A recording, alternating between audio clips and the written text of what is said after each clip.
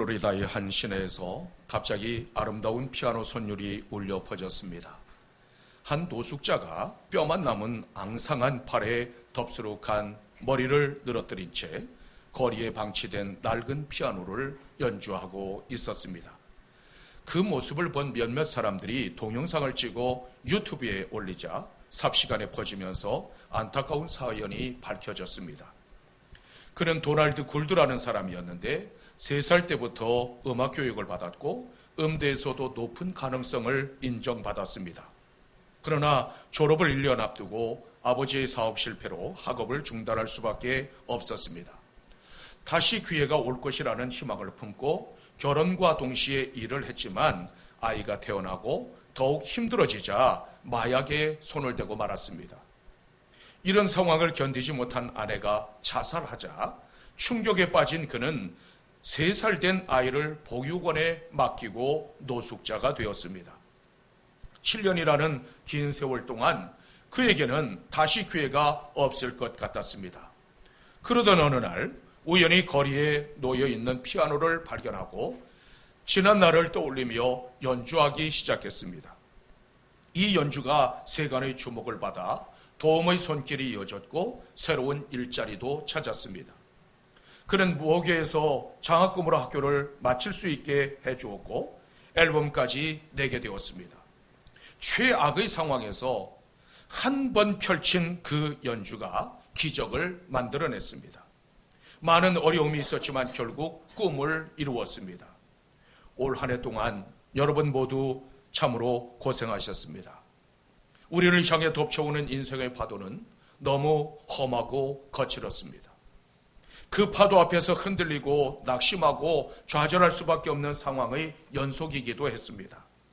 이런 최악의 상황에서 우리의 소망은 과연 어디에 있을까요? 본문 1절에서는 이렇게 말씀하고 있습니다. 나의 영혼이 잠잠히 하나님만 바라미요 나의 구원이 그에게서 나오는도다. 누구나 위기 상황에 몰리면 두려워하며 요동하게 마련입니다. 그러나 하나님만 잠잠히 바라보는 사람이 있는가 하면 그렇지 못한 사람으로 나누어집니다. 진정한 하나님의 사람은 위기의 순간에도 잠잠히 하나님만 바라보는 사람입니다. 우리가 잠잠히 하나님만 바라봐야 하는 이유는 무엇일까요? 아무런 힘도 아무런 능력도 없기 때문입니까? 아니면 아무런 대책이 없기 때문일까요? 그 이유는 구원이 오직 하나님으로부터 나오기 때문입니다. 본문은 압살롬의 반역을 배경으로 하고 있습니다. 다윗 왕은 아들의 반역으로 왕자를 빼앗기고 많은 백성들과 신하들도 잃었습니다. 언제 아들의 손에 죽임을 당할지 모르는 매우 절박한 상황이었습니다. 이런 상황에서 다윗의 심정은 얼마나 답답하고 곤핍했을까요? 아무리 강심장을 가진 사람이라 할지라도 죽음의 위협 앞에 서면 두렵고 떨릴 수밖에 없습니다. 비록 겉으로는 태연한 척하지만 그 마음은 요동칠 수밖에 없습니다. 그러나 다윗은 이 처참한 상황 속에서도 요동하지 않았고 두려움에 떨며 우왕좌왕하지도 않았습니다. 이 문제를 내 힘과 내 능력으로 해결해 보겠노라고 움직이지도 않았습니다. 그는 오직 하나님께서 나를 보호하시고 인도하시고 마침내 구원하실 것이라는 사실을 믿었습니다. 그러므로 나의 영혼이 잠잠히 하나님만 바란다고 고백합니다. 이처럼 위기의 순간에도 잠잠히 하나님만 바라는 사람이 진정한 믿음의 사람입니다.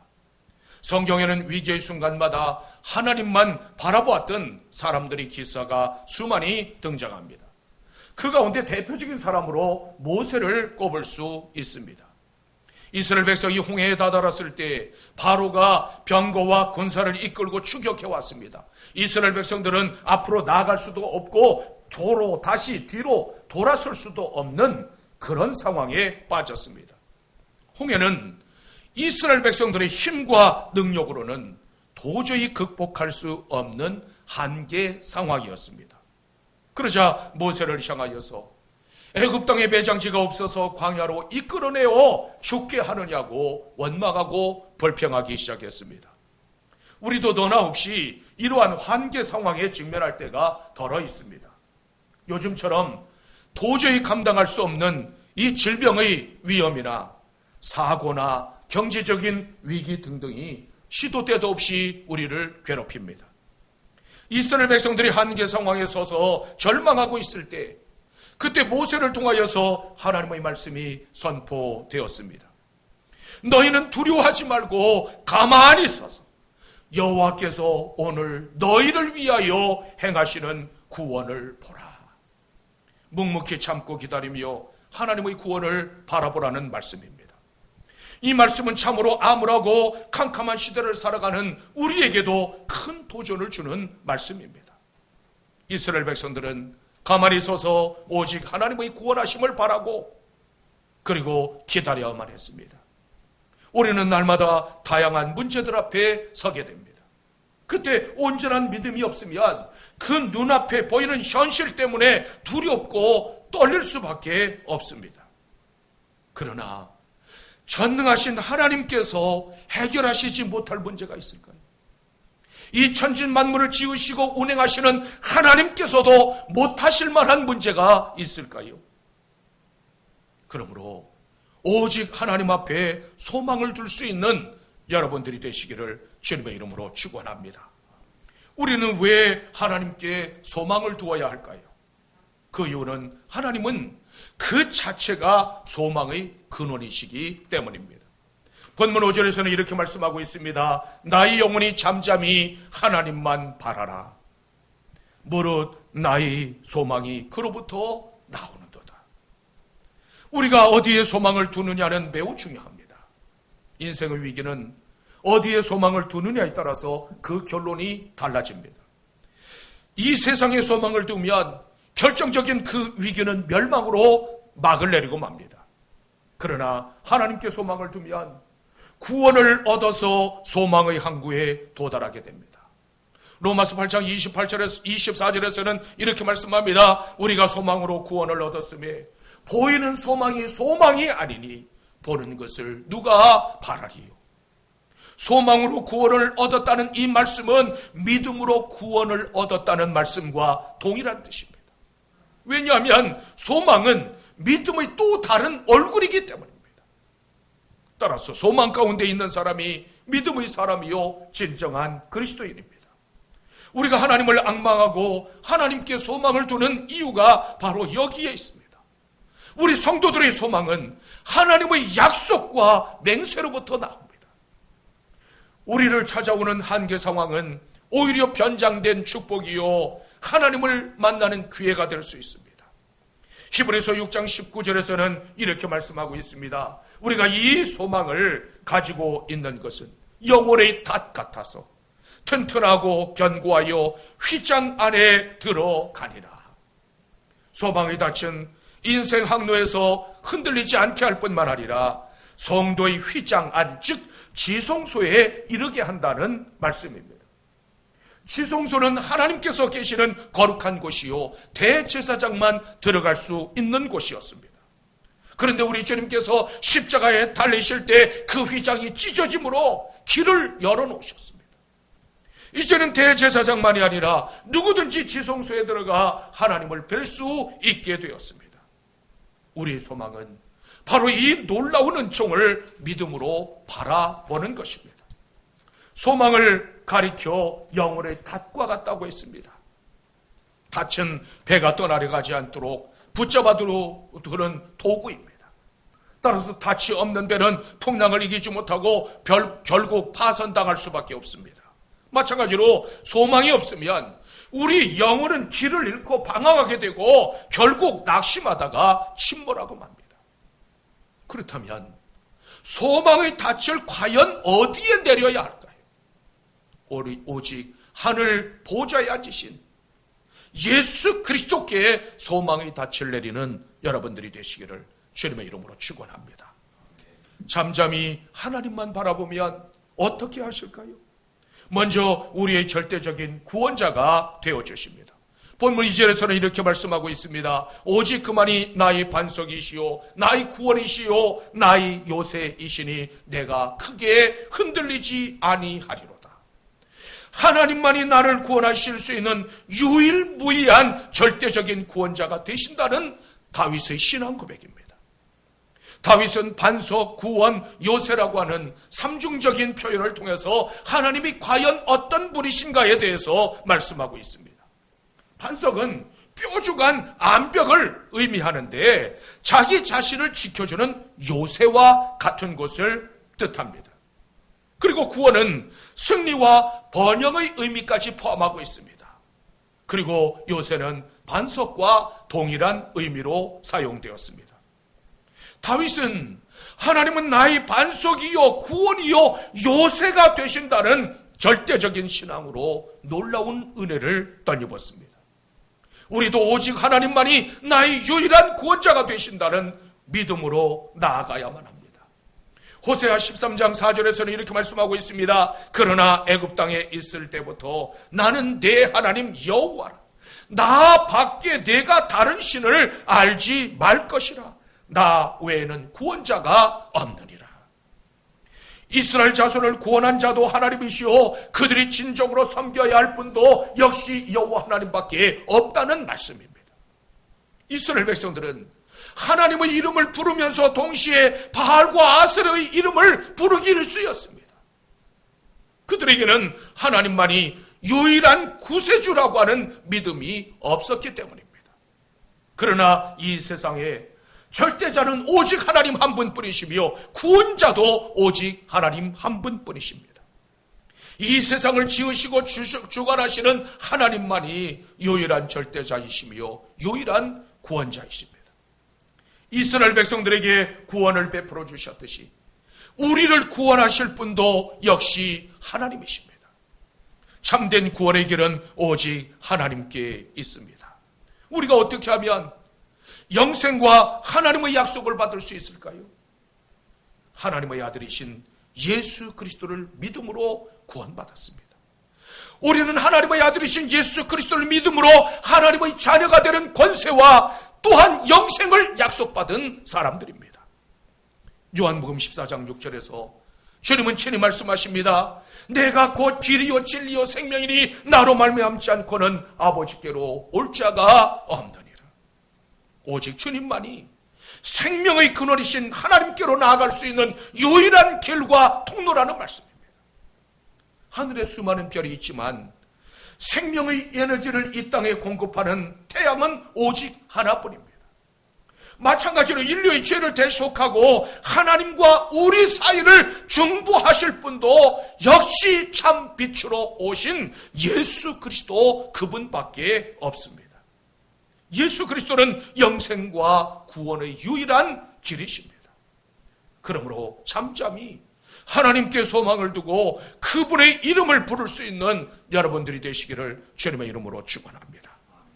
또한 우리의 믿음을 연단시켜 주십니다. 본문 3절에서는 이렇게 말씀하고 있습니다. 넘어지는 담과 흔들리는 울타리같이 사람을 죽이려고 너희가 일제히 공격하기를 언제까지 하려느냐. 넘어지는 담과 흔들리는 울타리는 다윗이 그 당시 처한 상황에 대한 비유적인 표현입니다. 가만히 내버려둬도 금방 쓰러질 것 같은 담과 울타리처럼 심각한 위기 상황 가운데 있었다는 뜻입니다. 큰 무리를 지은 대적들은 막강한 힘으로 다윗을 죽이려고 맹렬히 달려들었습니다. 그런데 하나님께서는 도대체 무슨 영물인지 내가 너와 함께 하시겠다고 한 약속도 잊어버리셨는지 침묵하고 계십니다. 주변 사람들은 네가 믿는데 하나님이 과연 어디 계시느냐? 너와 함께하는 하나님이 도대체 어디 있느냐고 빈정대며 조롱합니다. 하나님으로부터 버림받은 것 같은 자신의 처지가 너무 한심하게 느껴집니다. 바로 이때 찾아오는 것이 원망과 낙심입니다. 그러나 아무리 위기 상황에 부딪혀도 하나님의 자녀는 낙심하지 말아야만 합니다. 우리 기독교 신앙은 환난 중에도 즐거워하는 신앙이기 때문입니다. 다윗은 위기에 처하자 하나님의 구원하심을 간절하게 호소했습니다. 그렇다면 하나님께서는 다윗의 그 간절한 기도를 못 들으셨을까요? 아니면 무정하시기 때문에 외면하셨을까요? 하나님의 침묵은 듣지 못하심도 아니요, 알지 못하심도 아니요, 믿음을 연단시키기 위한 방편이었습니다. 베드로전서 1장 6절로부터 7절에서는 이렇게 말씀합니다. 그러므로 너희가 이제 여러 가지 시험으로 말미암아 잠깐 근심하게 되지 않을 수 없으나 오히려 크게 기뻐하는도다. 너희 믿음의 확실함은 불로 연달아요 없어질 금보다 더 귀하여 예수 그리스도께서 나타나실 때에 칭찬과 영광과 존귀를 얻게 할 것이라. 우리를 근심하게 하는 이 수많은 시험과 시련은 하나님께서 믿음의 연단을 위해서 주신다는 말씀입니다. 모든 성도의 삶은 고난과 시련의 연속입니다. 우리가 예수 그리스도를 믿는다고 만사형통하거나 환난이 찾아오지 않는 것은 아닙니다. 금광석을 용광로에 집어넣고 재련원에서 순금을 뽑아내듯이 이 믿음은 여러 가지 환난을 통해서 연단됩니다. 시험과 환난은 인내와 연단과 소망으로 이어집니다. 환난 자체만 보면 고통스럽기 때문에 결코 즐거워할 수 없습니다. 그러나 환난 너머에 있는 영광을 바라볼 수만 있다면 능히 환난 중에도 기뻐할 수 있습니다. 장차 우리에게 나타날 영광은 천국의 영광입니다. 따라서 모든 시련을 인내로 이겨내며 기뻐할 수 있어야 합니다. 왜냐하면 우리가 감당하지 못할 시험을 허락하지 아니하실 뿐만 아니라 우리가 시험 당할 즈음에 또한 피할 길을 열어주시기 때문입니다. 그러므로 환난과 시련이 닥쳐오더라도 결코 두려워하지 마십시오. 환난은 우리를 고통스럽게 할 수는 있을지언정 결코 우리를 멸망하게 할 수는 없습니다. 이러한 사실을 잘 알지만 막상 시련에 닥치면 낙심하고 좌절할 수밖에 없습니다. 이러한 모습을 바라보고 가장 마음 아파하시는 분이 과연 누구일까요? 바로 우리에게 믿음의 연단을 주신 하나님이 아니실까요? 하나님께서 주시는 시련은 영원한 것이 아니라 끝이 있습니다. 그 시련의 끝에는 칭찬과 영광과 존귀라는 상급이 기다리고 있습니다. 그러므로 시련이 때에도 요동하거나 두려워하지 말아야만 합니다. 야고보서 1장 12절에서는 이렇게 말씀하고 있습니다. 시험을 참는 자는 복이 있나니 이는 시련을 견디어낸 자가 주께서 자기를 사랑하는 자들에게 약속하신 생명의 면류관을 얻을 것이기 때문이라. 현재 우리가 당하는 모든 시험과 고난을 기쁨과 믿음의 인내로 극복함으로써 생명의 면류관을 받으라는 말씀입니다. 다윗은 위기 가운데서도 끝까지 하나님만 잠잠히 바라므로 훌륭하게 이겨냈습니다. 그러므로 하나님께 부르짖어서 침묵하시는 것처럼 보일지라도 원망하거나 불평하지 마십시오. 오직 하나님만 바라봄으로 하나님께서 예비하신 그 놀라운 은혜와 축복을 받아 누릴 수 있는 여러분들이 되시기를 주님의 이름으로 축원합니다. 또한 악한 자들로부터 지켜주십니다. 본문 4절에서는 이렇게 말씀하고 있습니다. 그들이 그를 그의 높은 자리에서 떨어뜨리기만 꾀하고 거짓말을 즐겨하니 입으로는 축복이요 속으로는 저주로다. 다윗을 대적하는 악한 자들의 간교함을 지적하는 말씀입니다. 여기서 높은 자리는 다윗의 왕권을 의미한다고 볼 수 있습니다. 실제로 대적들이 다윗의 그 왕권을 빼앗기 위해서 온갖 괴계를 꾸미고 거짓으로 모함했습니다.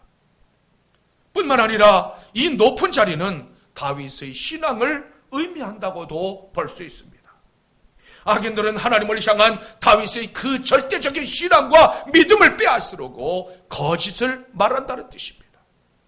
이것은 낙심하고 절망하게 만들므로 대항하려는 의지를 꺾기 위한 시도였습니다. 다윗의 신앙을 꺾으려고 했던 것처럼 사단은 우리의 믿음도 꺾으려고 부단히 시도합니다. 성도의 믿음을 꺾기 위해 즐겨 사용하는 방법이 바로 거짓입니다.